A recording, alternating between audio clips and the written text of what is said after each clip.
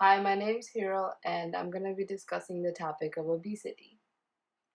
Obesity is the condition of having excess body fat. This condition leads to increased risk of disease.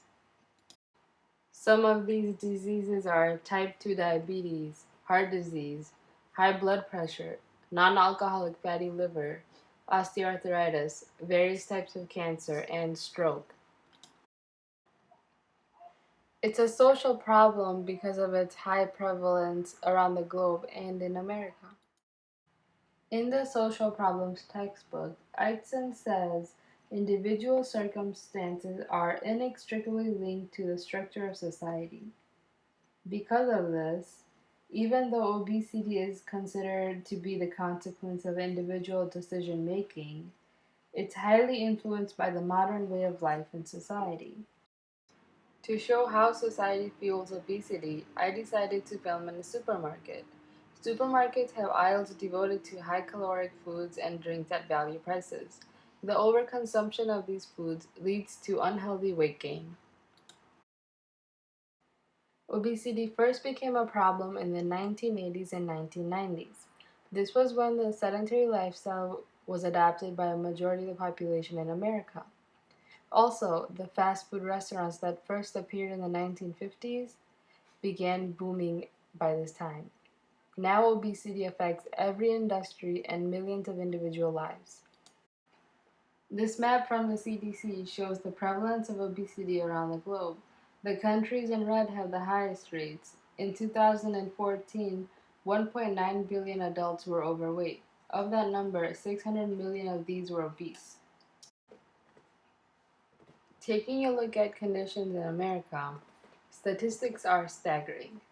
The National Institute of Diabetes, Digestive, and Kidney Diseases says 2 in 3 adults are overweight and 1 in 3 adults are obese. Relating socioeconomic status of people and obesity can provide some insight into how the structure of society has propelled the social problem. While obesity levels have been rising for all socioeconomic groups, some groups are more affected than others.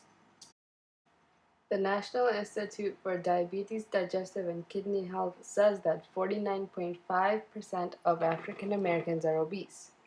Extreme obesity affects 1 in 10 blacks and 1 in 20 whites. Also, obesity is more common in lower income families. Gender, which is also a part of the socioeconomic status, plays a role. The NIDDK says 74% of men are obese while 64% of women are overweight or obese. Education, which is another factor of socioeconomic status, plays a role.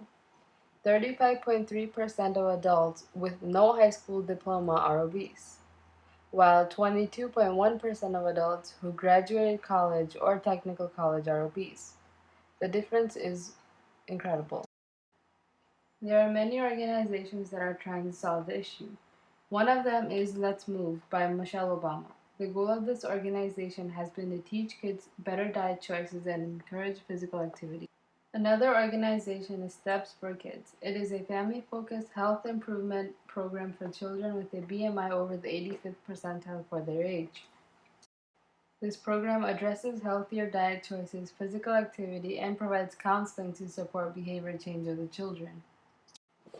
I hope to see that our society is successful in erasing obesity, which is only one of the many social problems that it has to face. Thank you for watching.